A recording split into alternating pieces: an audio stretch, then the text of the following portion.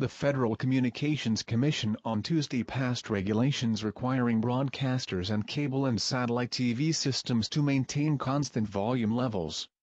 The order, which goes into effect 1 year from now, says commercials must have the same average volume as the programs they accompany, says FCC Chairman Julius Genachowski. With the U.S. pulling out troops from Iraq this month, Washington plans to send Blackwater mercenaries to the Middle Eastern country under the new brand of ACADEMI.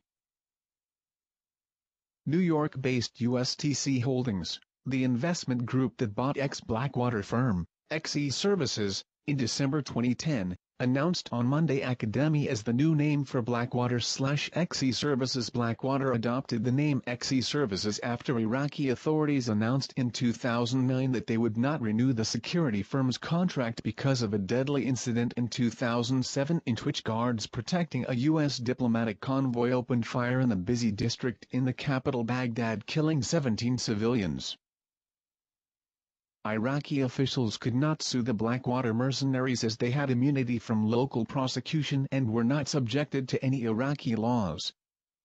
The final F-22 Raptor fighter jet rolled off the assembly line during a ceremony at the Lockheed Martin aircraft plant at Dobbins Air Reserve Base. Although foreign governments have expressed interest in purchasing the F-22, Congress banned its sale overseas out of concerns that the technology it carries is too sensitive to share. A wave measuring 67 feet, the biggest ever to be recorded off Ireland, hit the country's northwest shores on Tuesday, December 13, according to meteorologists. The wave was measured by a buoy about 60 miles off the Donegal coast during a fierce storm. BP is officially getting back into deep water exploration in the Gulf of Mexico, the Interior Department announced on Wednesday, December 14. The British energy giant, responsible for the biggest offshore oil spill in U.S. history last year in the Gulf, won $27 million worth of leases to conduct new oil and gas exploration in the Gulf. The awards from the Interior Department came in the first Gulf lease sale since the BP spill last year, with all winning bids bringing $337.6 million into government coffers. A heavy downpour accompanied by a strong storm that hit a Bay district in Malawi, on Tuesday, December 13, has left people seriously injured and hundreds of others dispossessed. A hailstorm which took some hours has also completely destroyed 50 homes, and a school block at Masamba has been demolished. Like something out of a movie we've all seen before. Scores of people were rescued after a fire ripped through two twin, 482-foot-high buildings in Vietnam. Thick black smoke from the blaze at the 33-story AVN Center for Telecommunications Information Management in the city of Hanoi could be seen for miles around. The Federal Aviation Administration is preparing new rules that could make it easier for law enforcement agencies to use drone aircraft in the U.S., raising concerns about privacy at a time when the aircraft are already conducting surveillance missions in some parts of the country. The report follows a weekend story by the Los Angeles Times that detailed how the unmanned aircraft are being used in domestic law enforcement cases, and not just along the country's borders to track illegal immigrants and drug smugglers as was originally authorized by Congress in 2005. The Times said a North Dakota county sheriff asked federal authorities to employ a drone for surveillance in a standoff with 3 men on a farm June 23, resulting in the first known arrest of U.S. citizens involving the spy planes in a domestic case. The government of Prime Minister Viktor Orban has proposed legislation that could challenge the independence of Hungary's central bank, its chief said Thursday, December 15. Part of what the bill's critics say is a sweeping drive to consolidate power that has undermined many of the country's institutions. In an interview with the Hungarian website index.hu, András Simmer, head of the National Bank of Hungary, said that a proposal to increase the number of political appointees participating in decisions on monetary policy added up to almost a total takeover of the institution. The first piece of debris that could be identified as washing up on the west coast from the March 11 tsunami in Japan, a large black float, was found on Ania Bay beach 2 weeks ago, Seattle oceanographers Curtis Ebismeyer and Jim Ingraham said Tuesday night, December 13. Since then, the two researchers have learned that the black, 55-gallon drum-sized floats also have been found on Vancouver Island. About a quarter of the 100 million tons of debris from Japan is expected to make landfall on beaches from southern Alaska to California, possibly in volumes large enough to clog ports. The broadcast media's ignorance and unwillingness to cover the National Defense Authorization Act, a radical piece of legislation which outrageously redefines the U.S. homeland as a battlefield and makes U.S. citizens subject to military apprehension and detainment for life without access to a trial or attorney, is unacceptable. A storm has battered northwestern France, leaving hundreds of thousands without power, disrupting rail traffic and grounding a ship that spilled oil off the coast of Brittany.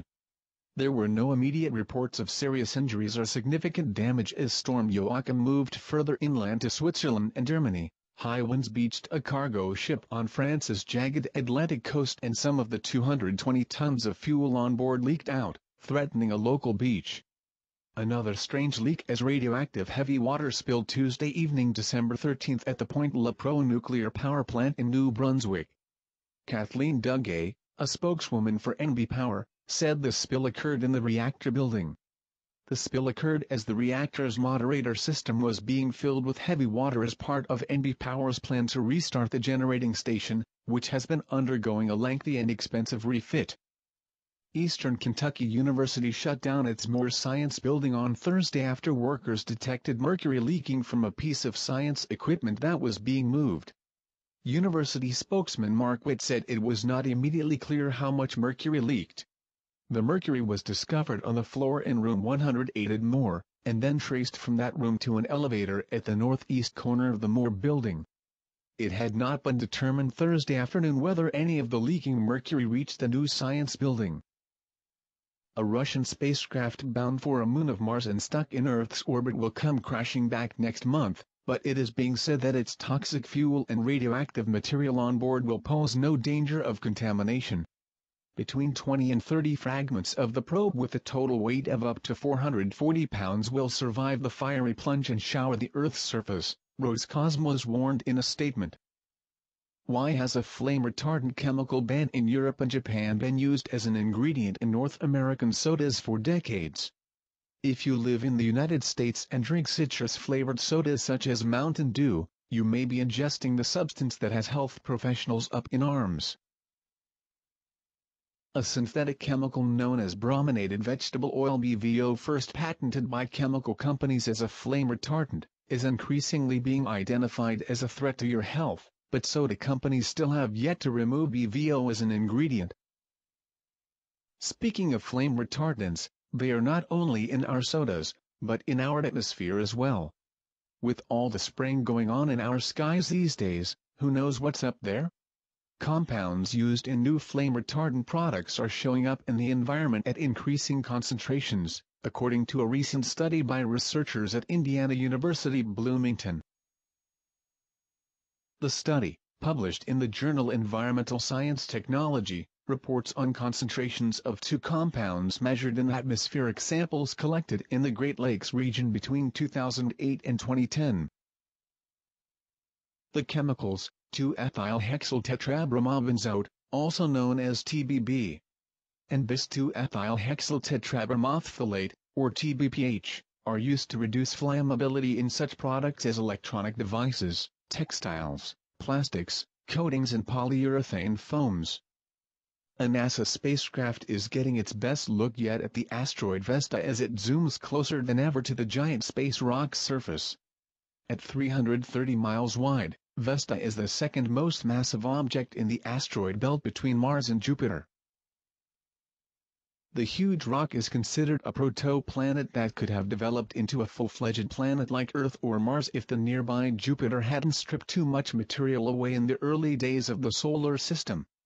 NASA's Dawn spacecraft is in the middle of a year-long campaign to study Vesta and the dwarf planet Saras to learn more about our solar system's history using these leftover pieces of its formation. A federal jury on Friday failed to reach a verdict in a Utah company's $1 billion antitrust lawsuit against Microsoft Corporation in a case so important to the computer giant that it put Bill Gates on the stand for 2 days last month.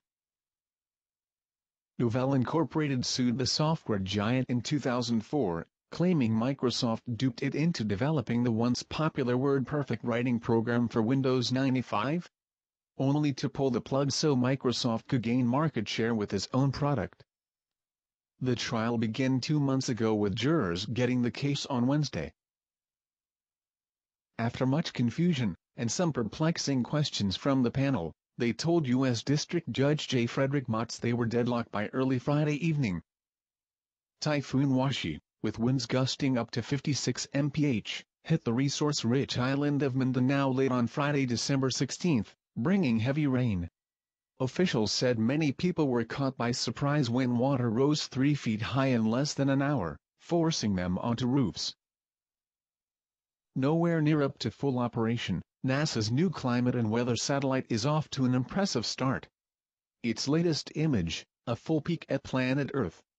From 512 miles above Earth, the Visible Infrared Image or Radiometer Suite, or VIRS, on the NPOESS Preparatory Project, or NPP, satellite, gets a complete view of Earth every day.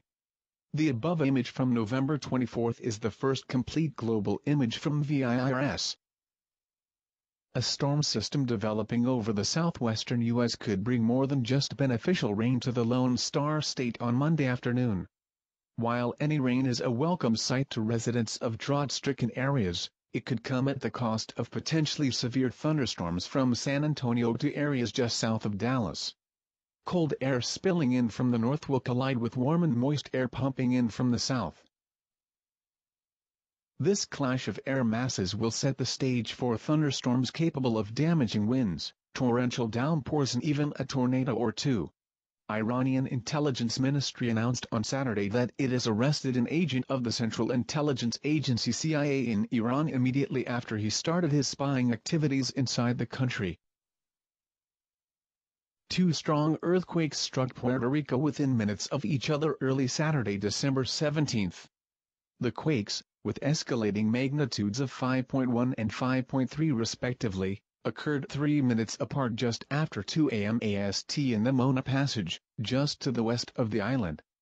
A smaller aftershock was reported a few minutes later, and all were felt in the capital, San Juan. The 5.1 quake was recorded at a depth of 9 miles, while the 5.3 quake occurred at a depth of 11 miles. A Soyuz rocket carrying 6 satellites has been launched from French Guiana in the Russian-built rocket's second mission this year. The rocket will first release a French Earth observation satellite followed by 4 French microsatellites. A Chilean Earth observation satellite will be released last. Scientists at NASA's Goddard Space Flight Center are designing a small harpoon that would fire into and collect samples from nearby comets. Because comets are frozen chunks of ice and dust dating back to the formation of our solar system, they may hold clues to the origin of the planets and life as we know it. One of the most inspiring reasons to go through the trouble and expense of collecting a comet sample is to get a look at the primordial ooze biomolecules in comets that may have assisted the origin of life, Donald Weigel, lead engineer for the project, said in a statement. Well, apparently, some birds don't know the difference between a parking lot and a lake.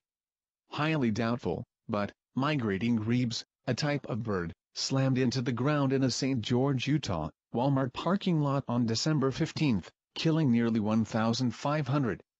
The birds were attempting to land and may have confused the parking lot for a lake, according to Lynn Chamberlain, outreach manager for the Utah Division of Wildlife. In a great display of distraction and acclamation, a report from Space.com senior writer about seeding clouds with salt water spray to reduce the strength of some hurricanes. Look at your sky. They are already cloud seeding and geoengineering, and they sure ain't using salt water.